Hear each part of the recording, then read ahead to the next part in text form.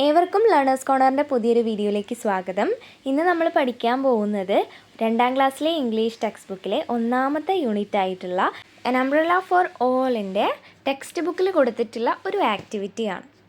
Page number 20, അതായത് text ബുക്കിൽ 20ാമത്തെ പേജിലാണ് ഈ ഒരു ആക്ടിവിറ്റി കിടക്കുന്നത്.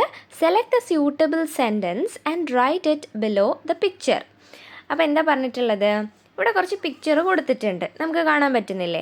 അതേപോലെ താഴെയായിട്ട് കുറച്ച് സെൻറ്റൻസസും കൊടുത്തിട്ടുണ്ട്.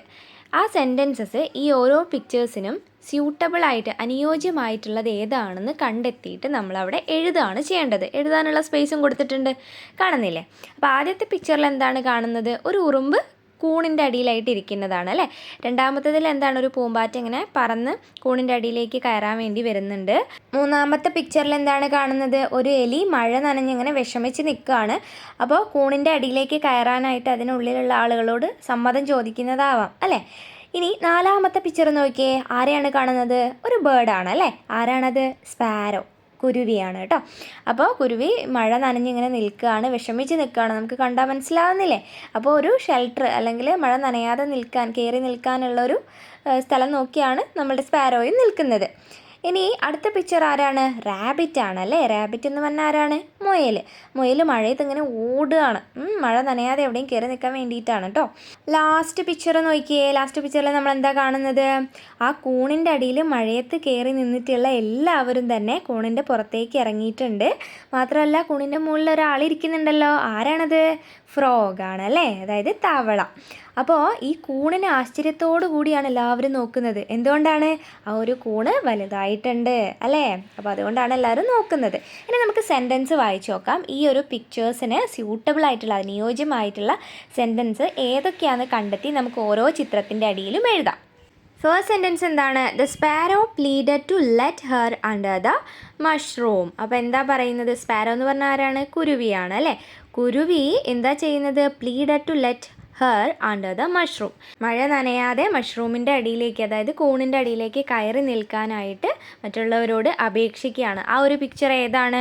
നമ്മുടെ സ്പാരോ സങ്കടപ്പെട്ട് മഴ നനഞ്ഞ് നിൽക്കുന്ന ആ ഒരു പിക്ചർ കാണുന്നില്ലേ? അതാണ് ഈ ഒരു ഫസ്റ്റ് സെൻറ്റൻസിന് സ്യൂട്ടബിൾ ആയിട്ടുള്ള പിക്ചർ. അപ്പം ഞാനിവിടെ ചെയ്യുന്നത് എന്താണെന്ന് വെച്ചാൽ നമ്പർ കൊടുക്കാം. 1, 2, 3 എന്ന് സെൻറ്റൻസിന് നമ്പർ കൊടുത്തിട്ട് അത് ഞാൻ പിക്ചറിൻ്റെ അടിയിൽ എഴുതുകയാണ് ചെയ്യുന്നത്. നിങ്ങൾ എന്ത് ചെയ്യണം? പിക്ചറിൻ്റെ അടിയിൽ സെൻറ്റൻസ് തന്നെ എടുത്ത് എഴുതുക കേട്ടോ. അപ്പോൾ ഇവിടെ സ്പാരോൻ്റെ പിക്ചറിൻ്റെ അടിയിലായിട്ട് 1 എന്ന് കൊടുത്തിട്ടുണ്ട്. അതെന്താണ് ഉദ്ദേശിക്കുന്നത്? ആദ്യത്തെ സെൻറ്റൻസ് ആണ് ആ ഒരു പിക്ചറിന് മാച്ച് ആയിട്ടുള്ളത്. രണ്ടാമത്തെ സെൻറ്റൻസ് വായിക്കാം. The mouse wanted to get under the mushroom. എന്താ പറയുന്നത്? മൗസ് ആരാണ്? എലിയാണല്ലേ. എലിക്ക് എന്താണ് ചെയ്യേണ്ടത്? മഷ്റൂമിൻ്റെ അടിയിലേക്ക് കയറി നിൽക്കണം. എന്തിനാണ്? മഴ നനയാതിരിക്കാൻ. ആ ഒരു പിക്ചർ ഇവിടെ എവിടെയാണ് നമ്മൾ കാണുന്നത്? ഇവിടെ നമുക്ക് 3ാമത്തെ പിക്ചറാണ് കാണുന്നത്. എന്ത്? എലി മഷ്റൂമിൻ്റെ അടിയിലേക്കായിട്ട് കയറി നിൽക്കാൻ വേണ്ടിയിട്ട് അതിന് ഉള്ളിൽ ഓൾറെഡി ഉള്ള ആളുകളോട് ചോദിക്കുകയാണ്, ഞാനും കൂടെ കയറി നിന്നോട്ടെ എന്ന് അല്ലേ. അപ്പോൾ ആ ഒരു പിക്ചറാണ് ഇവിടെ 2ാമത്തെ സെൻറ്റൻസിന് സ്യൂട്ടബിൾ ആയിട്ടുള്ളത് കേട്ടോ. അപ്പോൾ ഞാൻ 2 എന്ന് കൊടുത്തിട്ടുള്ള പിക്ചറിന് താഴെയായിട്ട് നിങ്ങൾ എന്തെഴുതണം? The mouse wanted to get under the mushroom എന്ന് എഴുതണം കേട്ടോ. അടുത്ത സെൻറ്റൻസ് എന്താണ്? The butterfly was wet, she could not fly. അപ്പോൾ ബട്ടർഫ്ലൈ എന്ന് പറഞ്ഞാൽ ആരാണ്? പൂമ്പാറ്റയാണ് അല്ലേ. വെറ്റ് എന്ന് പറഞ്ഞാൽ നനയുക അല്ലേ. അപ്പോൾ ദ ബട്ടർഫ്ലൈ വാസ് വെറ്റ്, എന്താണ്? പൂമ്പാറ്റ നനഞ്ഞിട്ടുണ്ട്, ആകെ നനഞ്ഞിട്ടുണ്ട്. ഷീ കുഡ് നോട്ട് ഫ്ലൈ, അവൾക്ക് പറക്കാൻ കഴിയുന്നില്ല. ഈ ഒരു സെൻറ്റൻസിന് സ്യൂട്ടബിൾ ആയിട്ടുള്ള പിക്ചർ ഏതാണ്? നമുക്ക് കാണാം അല്ലേ. 2ാമത്തെ പിക്ചറാണ്. അത് ഒരു മഷ്റൂമുണ്ട്, മഷ്റൂമിൻ്റെ അടിയിലായിട്ടൊരു ആൻറ്റും ഉണ്ട്. പിന്നെ ഈ ഒരു മഷ്റൂമിൻ്റെ പുറത്തായിട്ടൊരു ബട്ടർഫ്ലൈ ഇങ്ങനെ വന്ന് നിൽക്കുന്നുണ്ട്. ഞാൻ ഉള്ളിൽ കയറിക്കോട്ടെ എന്ന് ചോദിച്ചുകൊണ്ട്. കാരണം എന്താണ്? മഴയത്ത് ആകെ നനഞ്ഞിട്ടുണ്ട് നമ്മളുടെ ബട്ടർഫ്ലൈ.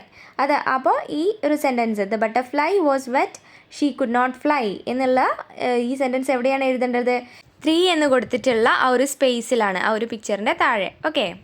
4ാമത്തെ സെൻറ്റൻസ് നോക്കാം. Look the mushroom has grown up. നോക്കൂ, മഷ്റൂം അതായത് കൂണ് വലുതായിട്ടുണ്ട് എന്ന് പറഞ്ഞിട്ട് എല്ലാവരും നോക്കി നിൽക്കുന്ന ഒരു പിക്ചറല്ലേ. അതേതാണ്? അവസാനത്തെ പിക്ചറാണ് അല്ലേ. ആ പിക്ചറിൽ നമ്മൾ കാണുന്നില്ലേ? മഷ്റൂം വലിയതായിട്ടുണ്ട് അല്ലേ. എല്ലാവരും നല്ല ആശ്ചര്യത്തോടു കൂടി ആ ഒരു മഷ്റൂമിനെ നോക്കി നിൽക്കുകയാണ്. അപ്പം 4ാമത്തെ സെൻറ്റൻസ് നമ്മൾ ലാസ്റ്റ് പിക്ചറിൻ്റെ താഴെയായിട്ടാണ് എഴുതേണ്ടത്. The rabbit Rann towards the mushroom. Rabbit എന്ന് പറഞ്ഞാൽ ആരാണ്? മുയലാണ് അല്ലേ. മുയൽ റാൻ ടുവേർഡ്സ് ദ മഷ്റൂം, മഷ്റൂമിൻ്റെ അടുത്തേക്ക് ഓടുന്നു എന്നുള്ള മീനിങ് വരുന്ന പിക്ചർ ഏതാണ്? 5ാമത്തെ പിക്ചറാണ് അല്ലേ. നമുക്കതിൽ കാണാൻ പറ്റുന്നുണ്ട് റാബിറ്റ് മഴയത്ത് ഓടുന്നത് അല്ലേ. എവിടേക്കാണ് ഓടുന്നത്? മഷ്റൂമിൻ്റെ അടുത്തേക്കാണ്. അപ്പോൾ rabbit Rann towards the mushroom എന്നുള്ള സെൻറ്റൻസ് ആണ് അതിൻ്റെ താഴെയായിട്ട് എഴുതേണ്ടത്. ലാസ്റ്റ് സെൻറ്റൻസ് നോക്കാം. The and made the mushroom an umbrella. എന്താണ് ആൻഡ് എന്ന് പറഞ്ഞാൽ ആരാണ്? ഉറുമ്പാണ് അല്ലേ. ഉറുമ്പ് ആ ഒരു മഷ്റൂമിനെ, അതായത് കൂണിനെ ഒരു അംബ്രലയാക്കി മാറ്റി. എങ്ങനെയാണ്? ആ ഒരു കൂണിൻ്റെ അടിയിൽ പോയി മഴ കൊള്ളാതെ നിൽക്കുന്നു അല്ലേ. സാധാരണ നമ്മൾ മഴ പെയ്യുമ്പോൾ എന്താ ചെയ്യുക? കുട നിവർത്തിയിട്ട് കുടയും ചൂടിയിട്ടാണ് നടക്കുക അല്ലേ. ഇവിടെ ഇപ്പം ഈ ഒരു മഷ്റൂമാണ് ഈ ഒരു ഉറുമ്പിന് കുടയായിട്ട് നിന്നിട്ടുള്ളത് അല്ലേ. അപ്പോൾ ഈ ഒരു സെൻറ്റൻസ് ആദ്യത്തെ പിക്ചറിന് സ്യൂട്ടബിൾ ആയിട്ടുള്ളതാണ്. The and made the mushroom an umbrella.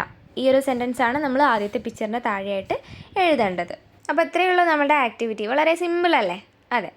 അപ്പോൾ എൻ അംബ്രല ഫോർ ഓൾ എന്നുള്ള സ്റ്റോറിയുടെ കംപ്ലീറ്റ് മലയാളം എക്സ്പ്ലനേഷൻ അടങ്ങുന്ന വീഡിയോയും അതേപോലെ തന്നെ ബന്നീസ് അംബ്രല എന്ന് പറയുന്ന പോയവും നമ്മളുടെ ചാനലിൽ ഓൾറെഡി അപ്ലോഡ് ചെയ്തിട്ടുണ്ട്. അപ്പോൾ അതിൻ്റെ ലിങ്ക് ഞാൻ ഡിസ്ക്രിപ്ഷനിൽ കൊടുത്തേക്കാം, നിങ്ങൾക്ക് കയറി കാണാവുന്നതാണ് കേട്ടോ.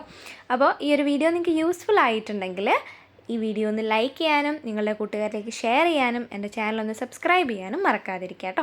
See you with another video. Thanks for watching.